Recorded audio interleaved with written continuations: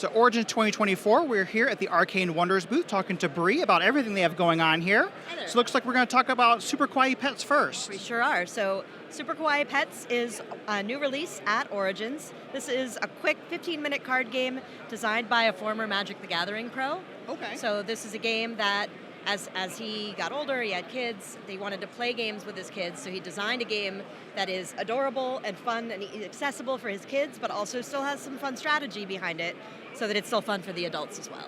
Okay. Awesome. And how's the game play? A little blurb about it. For sure. So it's about a 10 to 15 minute card game where you are trying to adopt sad animals and make them happy. Okay. So you're going to draft cards from an open market, and that will include both pets and helper cards. The helper cards will have things like love and medical care and food, and those are the things that the cats or other pets need to be made happy. So you'll draft the pets, you'll play them, you'll use the helper cards to flip them over and make them happy. And they go from being the saddest animals you've ever seen to the happiest animals you've ever seen, including like sparkly UV on the back of the card Awesome. to like show how happy they are. And the goal of the game is to have the most points. But the game ends when someone has collected 10 horizontal cards, which can be any combination of happy pets and the locations that they live in, which could be anything from a cardboard box to a doghouse to a sofa. There's a whole variety of those as well. And now we're over looking at Aquatica. Right, so Aquatica, the original game, is an engine building game where you are drafting and purchasing locations from the middle of the board and putting them into your player board that has this unique multi-layer system where you're actually sliding the card under, and then over the course of the rest of the game you'll be raising it up to take actions on that card. Okay. So the expansion, Which I am holding here. this is the second expansion for Aquatica. So the first expansion was Cold Waters, and it made some interesting changes to the game. It added some new things. This expansion has a huge amount of content. It adds a new board. It adds these tiny coral pieces.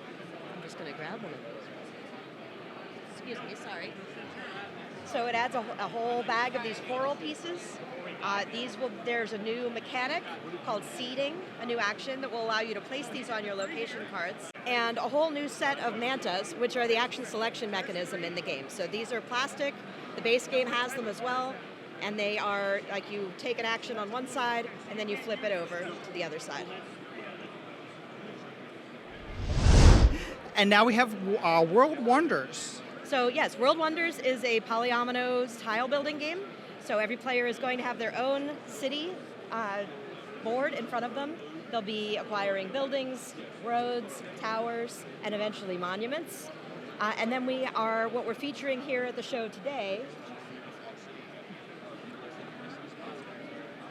is the Mundo expansion. So the Mundo expansion adds 9 new wonders in addition to the ones that come in the game. This also adds a new gameplay mode for the 9 new wonders that has additional ways to score for them at the end of the game. Then we've moved over here to Mezen. So Mezen is the first of the Gen Con releases I'm going to be telling you about. Mezen is a 1 to 5 player pattern matching game. So in Mezen, every player is going to have a grid of animal tiles in front of them.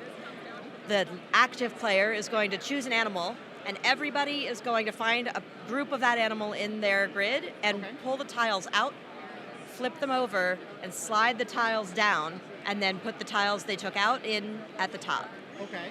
At the end of each round, which means after a person has selected and everybody has flipped, we will score the first of the 10 cards. Okay. So pick an animal, everybody flips, score. That's 1 round. And there will be 10 rounds. The scoring will change every round, and there's a huge deck of cards, and there are icons on the bottom of the cards that put each card into 2 groups, and you just pick an icon at the beginning of the game, take out the 12 cards that match that icon, shuffle them, and deal out 10 to be this game. So they're balanced because there's groups of types of cards, and this keeps you from having all 5 of one group show up in the same game, for example. Like all 5 horses in corners or animals in corners cards won't show up in the same game. So Mezen will be out at Gen Con. This will be one of our 4 new releases at the show. And then the last one that we can actually look at physically right here looks like is vegetable stock. It is. So Vegetable Stock is part of our Dice Tower Essentials line, which is a line of games that we publish in partnership with the Dice Tower, hand-selected by Tom Vassell. He feels like these are games that belong in every gamer's collection. Okay. So Vegetable Stock is a vegetable stock manipulation game. So you are investing in the vegetable stock market. You will do that by drafting cards. There will be one more card than there are players. So for example, if we were playing 2 players, we would have 3 cards. We would each draft one, and then the one that's left would be the one that influences the market. So if this was the one that was left, the corn market would go up 2 spots, and the carrot market would go up 1. Then we discard this, keep the cards we drafted, and draft again. At the end of the game, you're going to score for where the vegetables in your drafted stack are in the final market. So my tomatoes here would be worth 2, and my eggplant would be worth 4. But if the market ever reaches the top and needs to go up again, crashes. Okay. So you want to try to draft to make your own vegetables the most valuable, and other people's vegetables crash. And then we have some others that are not here, but we can also talk about. Right. So I have a couple of games I don't have out on the table here that are also being released at Gen Con. We have Video Game Champion, which is also a Dice Tower Essentials game. In fact, both of these will be Dice Tower Essentials games. Video Game Champion is a game about being a 90s video game kid and just trying to spend all your time and money playing video games. But you have to do your chores, you have to do your homework, you have to go visit grandma. So it's a game of balancing. You are collecting buttons, and those are controller buttons, like Xbox controller buttons, and then using those to make patterns that will match the game's requirements, and that's how you play and beat a game.